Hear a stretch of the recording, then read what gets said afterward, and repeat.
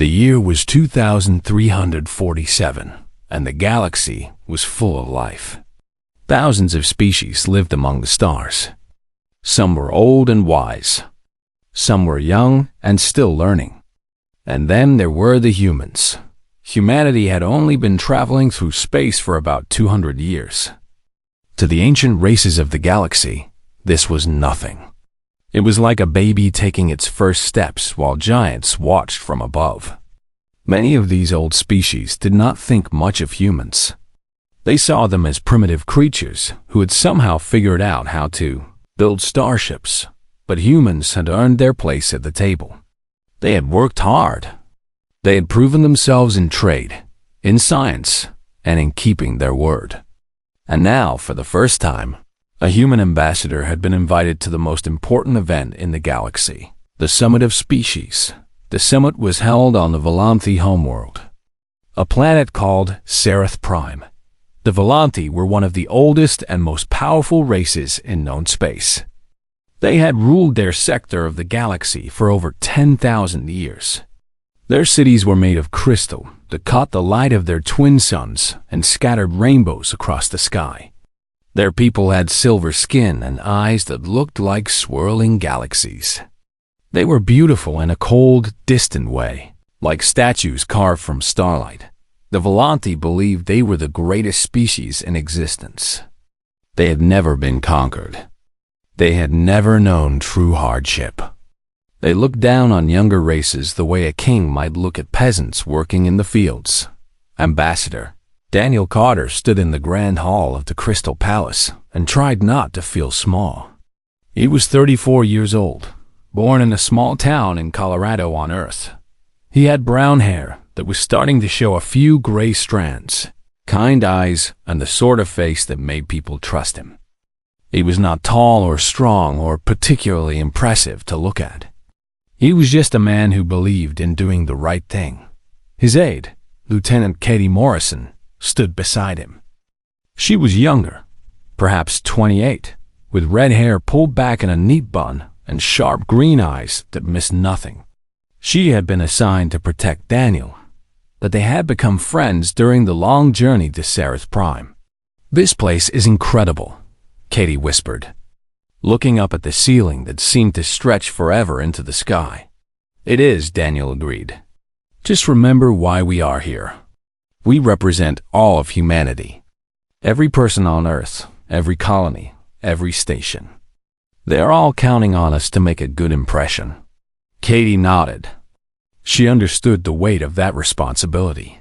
The hall was filled with beings from across the galaxy. There were the tall, insect-like Krath, who communicated through clicks and whistles. There were the Murians, who looked like clouds of glowing gas contained in special suits. There were the stone-skinned Granti, who moved slowly but were said to live for thousands of years. And there were dozens more, each stranger and more wonderful than the last. But all of them, Daniel noticed, kept glancing at the humans. Some looked curious. Others looked suspicious. A few looked openly hostile. He understood. Humanity had a reputation. Their history was filled with violence and war. The galaxy knew about their world wars, their atomic weapons, their centuries of fighting among themselves. To many species, humans were dangerous animals who had somehow learned to fly. Daniel had spent his whole career trying to change that image. He believed that humanity was more than its worst moments. He believed that people could grow and change and become better. He had dedicated his life to proving it. The Emperor of the Volanthi sat on a throne at the far end of the hall. Emperor Kalthos was ancient, even by Volanthi standards, over 1,000 years old. His silver skin had darkened with age to a deep gray, and his eyes held the weight of centuries. Beside him sat his wife, Empress Velanara, and their children. Daniel's eyes were drawn to the youngest of the royal family. Princess Zaraveth was 19 years old, which was barely an adult by Volanthi standards.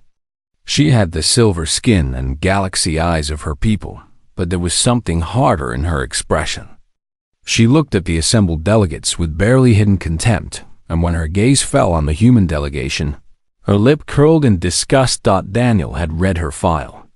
She was considered brilliant but arrogant. She had been raised on stories of Volante greatness and had never traveled beyond her own world. She believed everything she had been taught about the lesser races of the galaxy, especially the humans. The formal ceremony began. One by one, each delegation approached the throne to pay their respects to the Emperor. The protocols were complicated and precise. One wrong gesture could be seen as an insult. One mispronounced word could start a diplomatic incident. Daniel had spent months preparing for this moment. He had studied the Volante language until he could speak it without accent. He had memorized every gesture, every bow, every phrase. He would not give them any reason to dismiss humanity. When the human delegation was called forward, the hall fell silent. Every eye turned to watch. Daniel could feel the weight of their stares, the judgment in their gazes. He walked forward with Katie at his side. His steps were measured and calm. His face showed nothing but polite respect. When he reached the appropriate distance from the throne, he performed the traditional Volante bow, one hand over his heart, the other extended with palm facing upward. "Emperor Kalthos," he said in perfect Volante, "I bring greetings from Earth and all her children among the stars. We are honored to stand in your presence and grateful for your invitation to this sacred gathering." The Emperor's expression remained neutral, but Daniel thought he saw a flicker of surprise at the human's flawless pronunciation. Before the Emperor could respond, Princess Zaraveth stepped forward. Her voice rang out clear and cold across the silent hall. She spoke in English, making sure every human could understand every word. "How quaint," she said. "The ape has learned to mimic civilization." A gasp rippled through the crowd. Even some of the Volante looked shocked at her boldness. But the princess was not finished. "Tell me, human," she continued, her voice dripping with contempt, "do you still eat the flesh of other creatures on your world? Do you still murder each other over invisible lines in the dirt? Do you still build weapons capable of destroying your own planet?" She took a step closer, her galaxy eyes boring into Daniel's. "Your species has been flying through space for barely 2 centuries, and in that time you have spread like a disease. You breed without control. You consume without thought.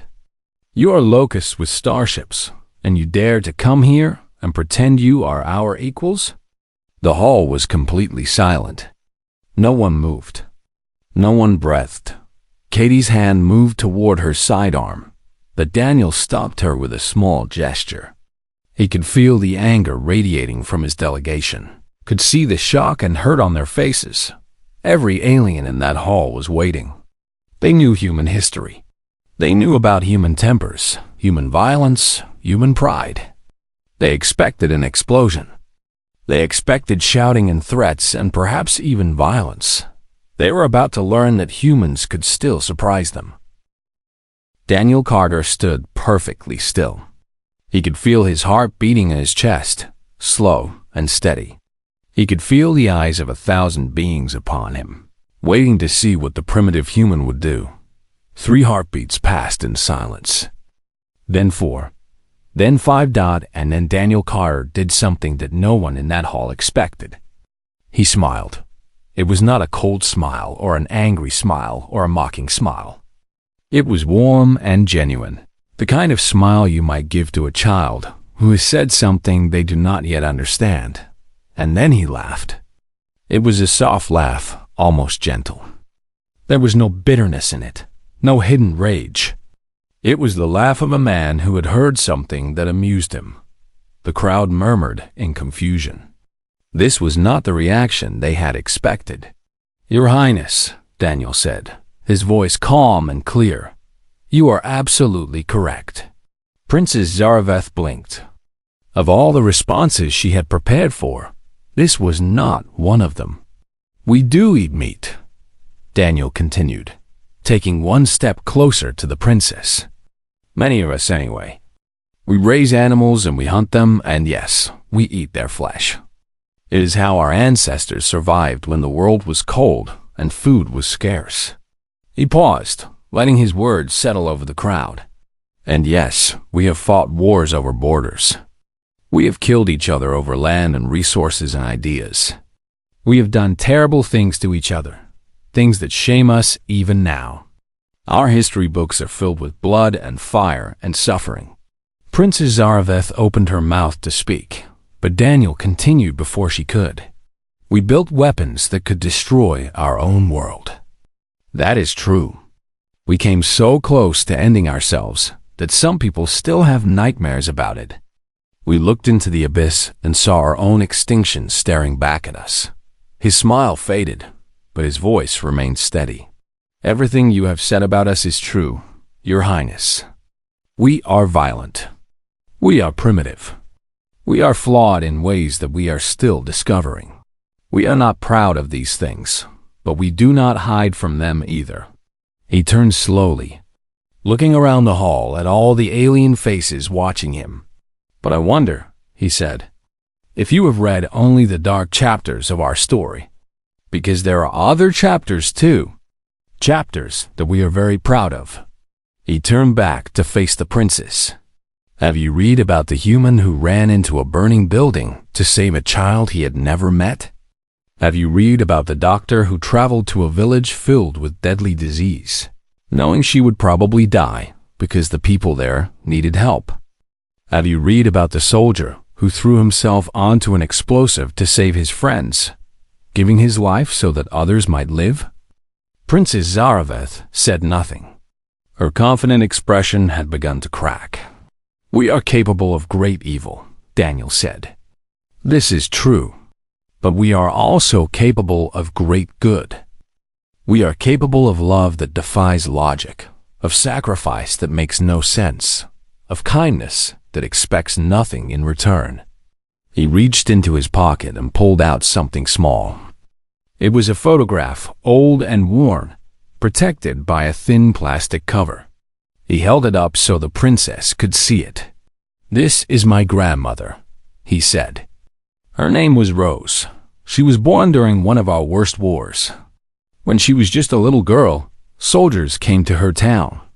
They killed her parents. They burned her home. They took everything she had."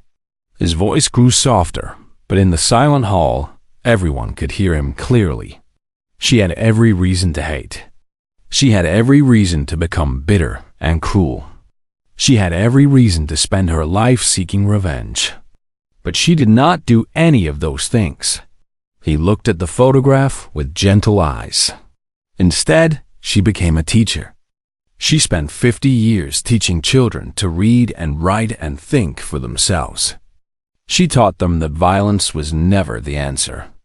She taught them that the greatest strength is kindness.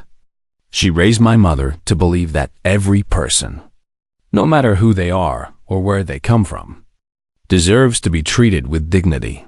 He tucked the photograph carefully back into his pocket. My grandmother never traveled to space. She never met an alien. She lived her whole life in a small town on a planet you have probably never heard of. But everything I am, everything I believe, everything I try to be, I learned from her." He met the princess's eyes directly. "You called me an ape, Your Highness. And in a way, you are right. We did evolve from creatures who lived in trees and ate bugs and knew nothing about the universe beyond their small patch of forest. Our DNA is almost identical to the other apes on our planet. We are animals, just like every other species in this hall." He gestured at the crowd around them. "But that is exactly what makes us special. We started with nothing. We had no ancient wisdom passed down from older races. We had no technology given to us by visitors from the stars. We had nothing but our curiosity and our stubbornness and our refusal to give up." His voice grew stronger. "We looked up at the stars while we were still living in caves, and we said, one day we will go there. Everyone thought we were crazy. The universe was so big, and we were so small. But we kept dreaming. We kept trying. We kept reaching. He spread his arms wide. And here we are, standing in a crystal palace on a world that our ancestors could not have imagined, speaking to beings that our grandparents thought only existed in stories. We are here because we refused to accept that something was impossible just because it was hard. He lowered his arms and took a deep breath. That is humanity, Your Highness. We are not perfect. We will never be perfect. We make mistakes and we fail, and sometimes we hurt each other. But we never stop trying to be better. We never stop reaching for the stars. The hall was completely silent. No one knew what to say. Daniel turned to face the Emperor, who had been watching the entire exchange with an unreadable expression. Your Majesty, Daniel said, I do not ask that you forget our history. I do not ask that you ignore our flaws. I only ask that you see all of us, not just the parts that are easy to hate. We are more than our worst moments. Every species is. He performed the Volante bow once again. We are honored to be here. And we hope to prove that humanity can be a good friend to those who give us a chance. He stepped back and returned to his place with his delegation. Katie was staring at him with wide eyes. The other members of the human team looked stunned. Princess Zaraveth stood frozen in place. Her mouth was slightly open, but no words came out. She had expected anger. She had expected defensiveness. She had expected the violent, primitive reaction that she had been taught to expect from humans. She had not expected this. The Emperor rose slowly from his throne. The entire hall held its breath. Ambassador Carter, the Emperor said, his voice deep and resonant. In 1,000 years, I have never seen anyone respond to an insult with such grace. He turned to look at his daughter, his expression unreadable. Perhaps, he said quietly, we all have something to learn from this day.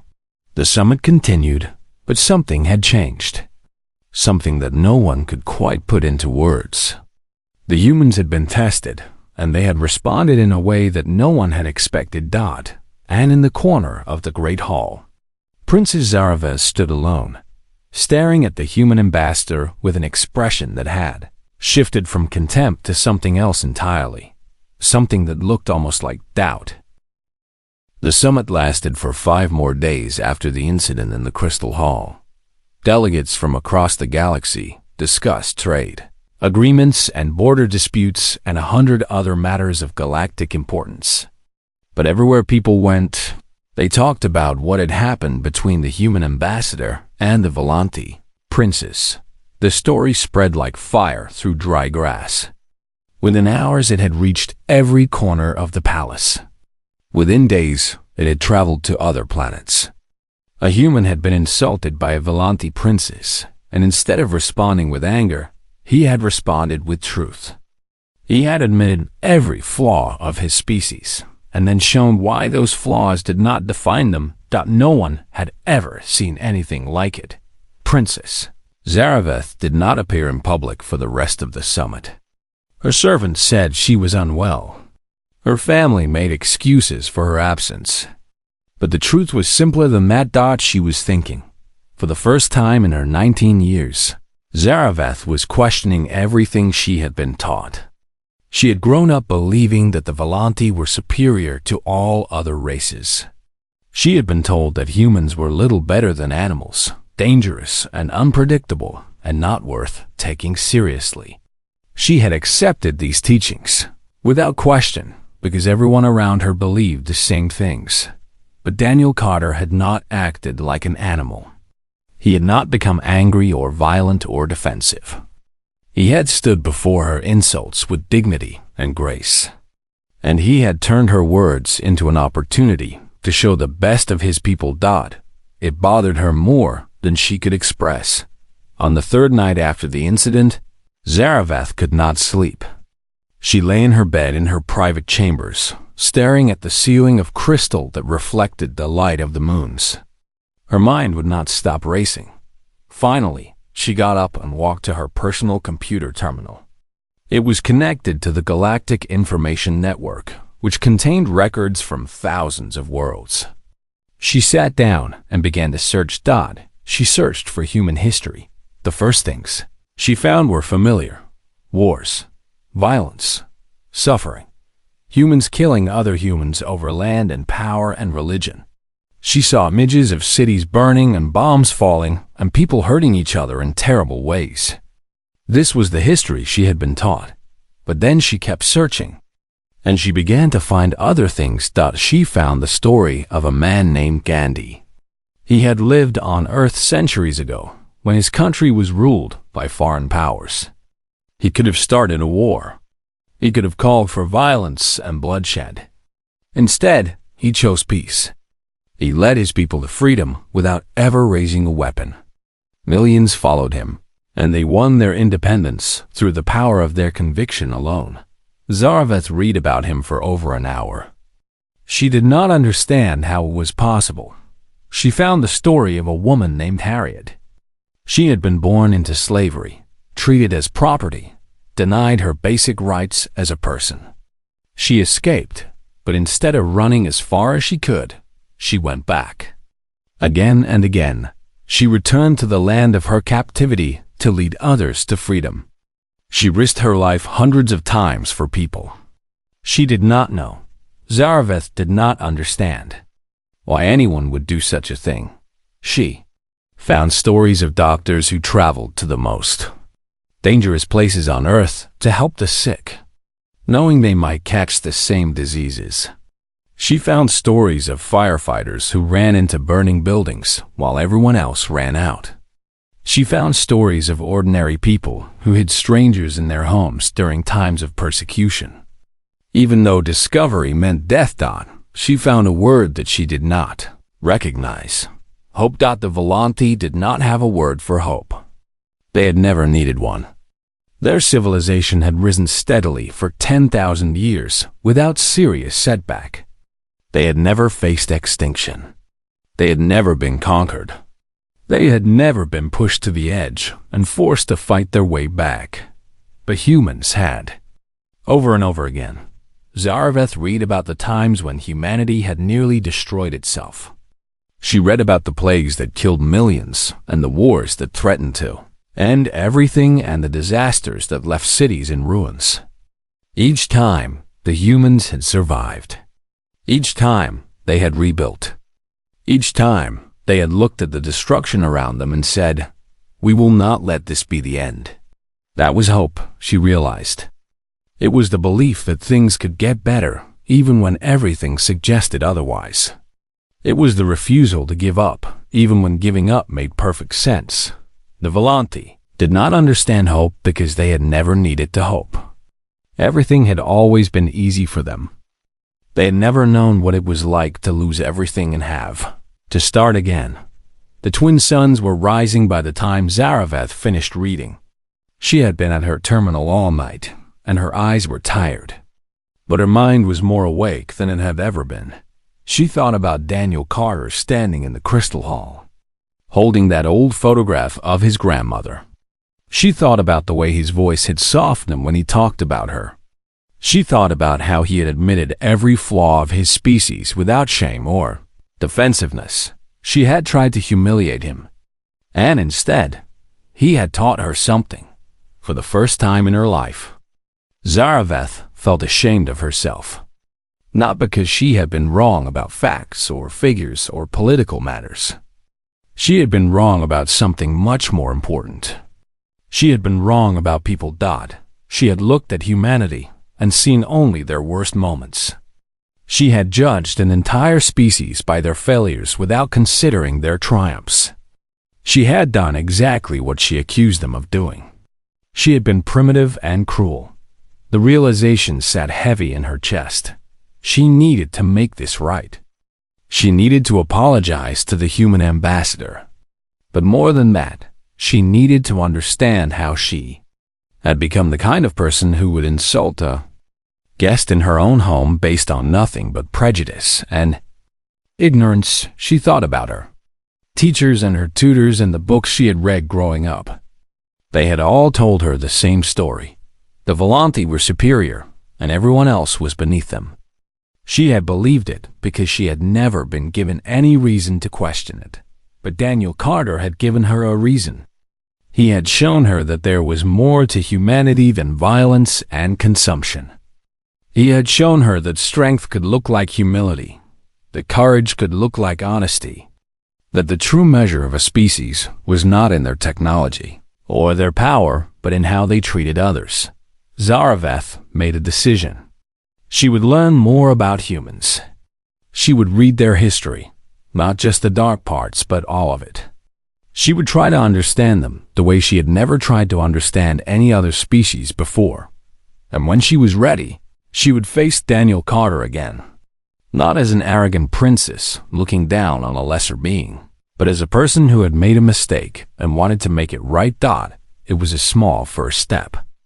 But as she had learned that night, humanity had built an entire civilization on small first steps. Perhaps the Volanti could learn something from that. 3 days after her long night of reading, Princess Zaraveth sent a message to the human delegation.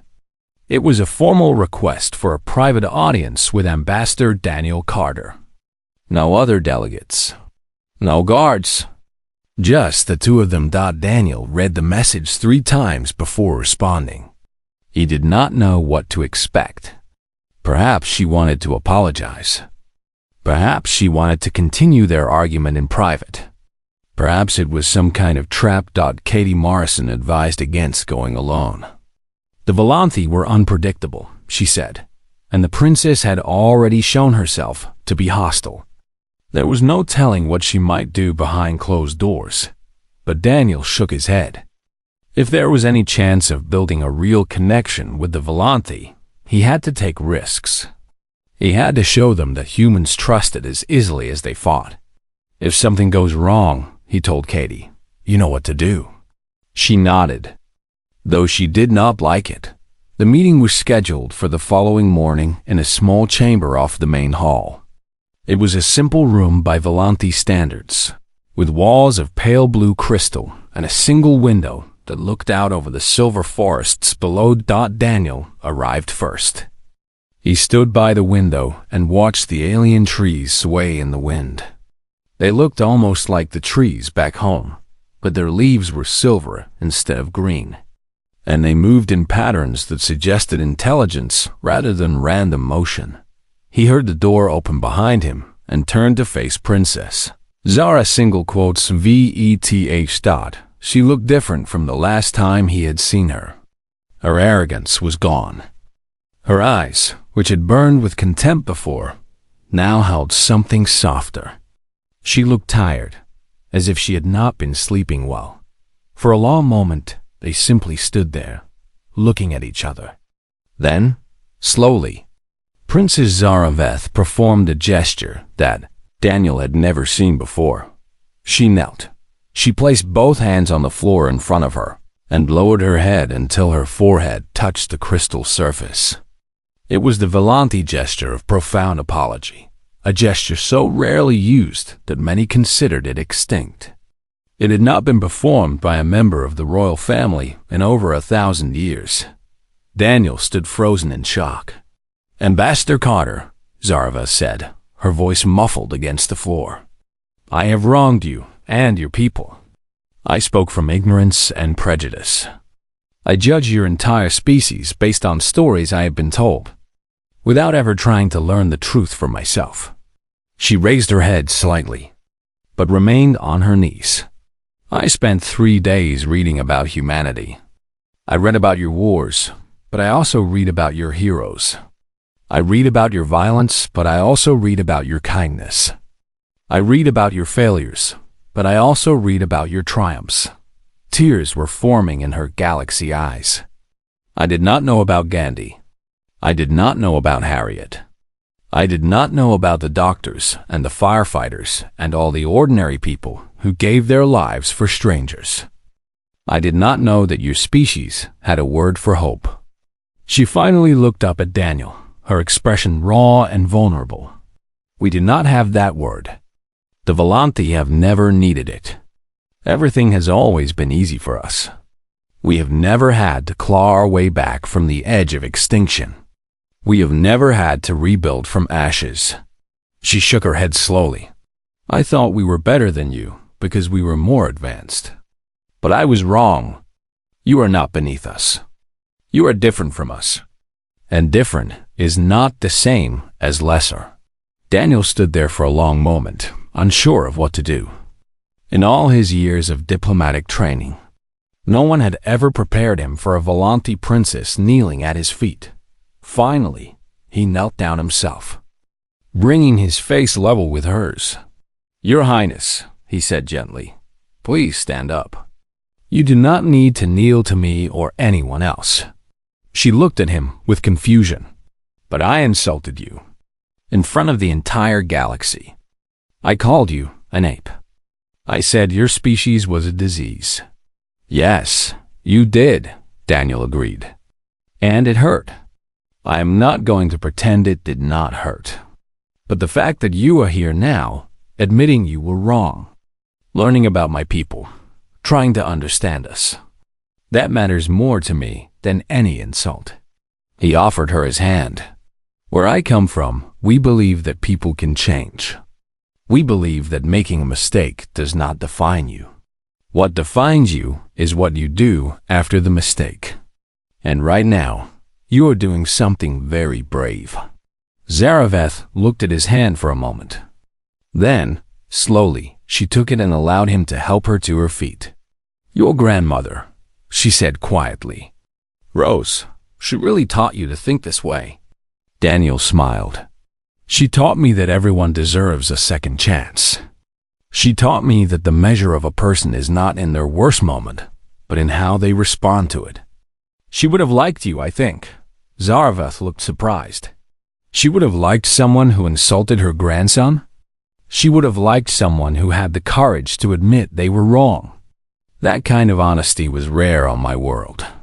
She always respected it. They stood together by the window, looking out at the silver forest. The awkwardness between them was fading, replaced by something that felt like the beginning of understanding. I want to learn more, Zaraveth said. About humanity. Not from files and records, but from people. From you? Daniel nodded. And I would like to learn more about the Volante. The real Volante, not just the stories we have been told. For the first time since Daniel had met her, Princess Zaraveth smiled. It was a small smile, uncertain and fragile, but it was genuine. Perhaps, she said, that is how peace really begins. Not with treaties and trade agreements, but with two people deciding to truly see each other. Daniel returned her smile. My grandmother would have said exactly the same thing. They talked for hours after that. Zaraveth asked about Earth, about human families, about what it felt like to grow up knowing that your ancestors had nearly destroyed themselves. Daniel asked about Volante culture, about what it was like to live for centuries, about how the Volante saw their place in the universe. Neither of them noticed how much time had passed until the twin suns began to set, painting the crystal walls in shades of gold and red. I should go, Zaraveth said reluctantly. My father will be wondering where I am. Daniel nodded. Will you be at the closing ceremony tomorrow? She hesitated. I was not planning to attend.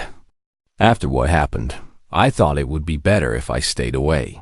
I think you should come, Daniel said. I think the galaxy should see that even a Volante princess can grow and change. That would be a powerful message. Zaraveth considered this for a long moment. You really believe people can change, she said. Even people who have done wrong. I have to believe it, Daniel replied. Otherwise, what hope is there for any of us? There was that word again, hope. The word the Volante did not have. But as Zaraveth left the chamber that evening, she realized that she was beginning to understand it. 1 year had passed since the summit of species on Seraph Prime. The galaxy had continued to turn, stars had continued to burn, and life had continued to unfold across 1,000 worlds. But something had changed. It began with small things. Valanthi merchants started trading more frequently with human colonies. Valanthi scientists began collaborating with human researchers on joint projects. Valanthi tourists, for the first time in history, began visiting Earth. And at the center of it all was Princess Zara VETH. In the year since that fateful summit, she had transformed.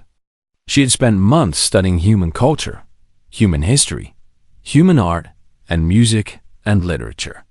She had visited Earth 3 times, walking the streets of cities that had been rebuilt from the ashes of ancient wars. She had met ordinary humans, farmers and teachers and shopkeepers, and she had seen the same resilience in all of them. She had also stayed in contact with Daniel Carter. They exchanged messages regularly, sometimes about politics and diplomacy, sometimes about simpler things. He told her about his life on Earth, about his family, about the small pleasures that made existence worthwhile. She told him about the changes she was trying to bring to her own people, about the resistance she faced, about the doubts that sometimes kept her awake at night. They had become friends. True friends, not allies of convenience. And now, 1 year after she had stood in the Crystal Hall and insulted all of humanity, Princess Zara was about to do something that would change the galaxy forever. The Galactic Council had convened for its annual meeting. Representatives from every major species sat in the great circular chamber, waiting to hear speeches about trade agreements and territorial boundaries and all the usual business of interstellar politics. But today would be different. Princess Zara walked to the central podium. She was no longer the arrogant child who had mocked a human ambassador. She moved with confidence and purpose, but her eyes held warmth instead of contempt. "Honored delegates," she began, her voice carrying clearly through the silent chamber. "1 year ago, I stood before you and made a fool of myself." A murmur rippled through the crowd. This was not how Valanthi speeches usually began. "I insulted Ambassador Daniel Carter and all of humanity. I called them primitive. I called them a disease. I spoke from ignorance and prejudice, and I am deeply ashamed of my words." She paused, letting her confession settle over the audience. But that day, something unexpected happened. Ambassador Carter did not respond with anger or violence. He did not match my insults with insults of his own. Instead, he taught me a lesson that I will carry with me for the rest of my life. She looked toward the human delegation, where Daniel sat with Katie and the rest of his team. He showed me that true strength is not found in power or technology or conquest. True strength is found in the courage to be honest about your flaws, the humility to admit when you are wrong, and the determination to keep trying to be better, even when you have failed. She turned back to face the full assembly. The humans have something that we have forgotten. They have fire in their souls. They have the ability to look at impossible odds and say, "We will try anyway." They have known darkness that we cannot imagine, and yet they carry light within them. Her voice grew stronger. "I have spent the past year learning about humanity. I have read their history. I have walked their cities. I have met their people. And I have come to believe that they are exactly what this galaxy needs." She raised her hand, and a holographic document appeared in the air beside her. "I am here today to propose something that has never been done before. A full alliance between the Valanthi Empire and the Human Federation. Not as superior and inferior. Not as teacher and student. But as equals, learning from each other, growing together, building a future that neither of us could build alone." The chamber erupted in noise. Some delegates shouted in support. Others protested that such an alliance was unprecedented, unwise, impossible. The Valanthi representatives looked shocked. The human delegation sat in stunned silence. Princess Zara waited for the noise to die down before continuing. "I know this is unexpected. I know many of you have doubts. But I ask you to consider this. The Valanthi have wisdom that comes from 10,000 years of civilization. The humans have passion and creativity that comes from their endless struggle to survive. Imagine what we could accomplish if we combined these strengths. She looked directly at Emperor Kalthos, who sat watching from his place of honor. Father, I know I have disappointed you in the past. I know my words at the summit brought shame to our family. But I am asking you now to trust me. I have seen things this year that have changed me. I believe this alliance is the right thing to do. Not just for the Volanthi, not just for the humans, but for the entire galaxy. The Emperor sat in silence for a long moment. Every eye in the chamber was upon him. Then, slowly he rose from his seat. My daughter, he said, his voice carrying the weight of centuries. You have indeed changed. I did not believe such change was possible. But I have been watching you this past year, and I have seen a wisdom in you that I did not see before. He paused. I approve this alliance. The chamber exploded in cheering and applause. Daniel Carter sat in his seat, unable to move, unable to believe what was happening. Katie Morrison was wiping tears from her eyes. The other human delegates were embracing each other, laughing and crying at the same time. Later that day, after the formal ceremonies were complete, Daniel found himself standing on a balcony overlooking the Crystal City. The twin suns were setting, and the sky was painted in colors that did not exist on Earth. Princess Zaraveth joined him. Thank you, she said, quietly. Daniel looked at her with surprise. For what? You are the one who just changed the course of galactic history. She shook her head. I only changed because you showed me a different way. That day in the Crystal Hall, when I insulted you, you could have responded with anger. You could have made me your enemy. Instead, you chose to teach me. You chose to show me the best of humanity instead of the worst. She turned to face him. That is why I believe in this alliance. Because if one human could change the mind of an arrogant Volanthi princess, imagine what all of humanity could do given the chance. Daniel smiled. My grandmother would have been proud to see this day. I wish I could have met her, Zaraveth said. In a way, you did. Everything I said to you that day, everything I believe, I learned from her. She lives on in me, in my words, in my actions. That is how humans deal with death. We carry our loved ones with us wherever we go. Zaraveth nodded slowly. That is beautiful. The Volanthi live so long that we sometimes forget that every moment matters. We forget that the things we do and say will echo long after we are gone. She looked out at the Crystal City below. I want to be remembered for this day.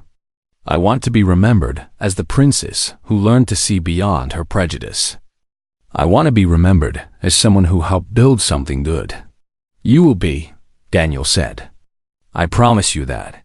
They stood together in silence as the suns finished setting and the stars began to appear. The same stars that had watched over humanity since before they had names for them. The same stars that Daniel's ancestors had dreamed about while huddled around fires in caves. In the years that followed, the alliance between humans and Volanthi would grow into something remarkable. Human optimism would blend with Volanthi wisdom. Human creativity would combine with Volanthi knowledge. Together, they would solve problems that neither could have solved alone. And at the heart of it all would be a simple truth that Daniel Carter had learned from his grandmother and passed on to a Volanthi princess.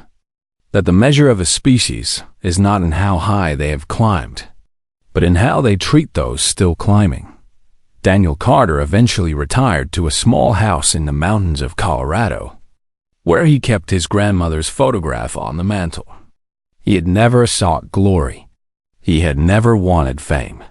He had simply tried to do what Rose had taught him, to treat everyone with dignity, even those who expected none. And in doing so, he had changed the stars themselves. The end.